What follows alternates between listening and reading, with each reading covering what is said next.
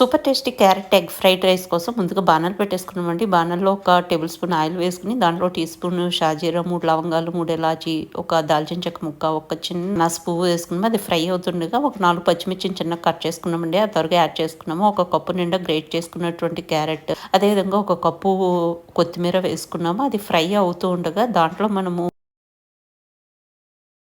ఇప్పుడు రుచికి సరిపడా సాల్ట్ యాడ్ చేసేస్తామండి. అదేవిధంగా పావు టీ స్పూన్ పసుపు, ఒక హాఫ్ టీ స్పూన్ కారం యాడ్ చేసుకున్నామండి. మొత్తం అంతా మిక్స్ చేసుకుని మధ్యలో ఇలా ప్లేస్ క్రియేట్ చేసుకుంటాము. కొద్దిగా ఎగ్స్ యాడ్ చేసేస్తామండి. నేను ఇక్కడ 4 ఎగ్స్ యాడ్ చేస్తున్నాను ఒక గ్లాస్ రైస్ గాను. ఇంకా ఇదంతా మంచిగా మిక్స్ చేసేసుకొని కొంచెం పొడి పొడిగా అయిన తర్వాత ఒక హాఫ్ టీ స్పూన్ ధనియాల పొడి, ఒక half tea spoon garam masala వేసామా లేదా అన్నట్టుగా వేసుకుని మనం బాయిల్ చేసి పెట్టుకున్నటువంటి రైస్ యాడ్ చేసి కొంచెం కొత్తిమీర పైనుంచి వేసి మొత్తం అంతా మిక్స్ చేసేసుకుని 2 నుంచి 5 నిమిషాలు లో టు మీడియం ఫ్లేమ్ లో ఉంచేస్తామండి. అప్పుడు మంచిగా హీట్ ఎక్కి భలే ఉంటుంది.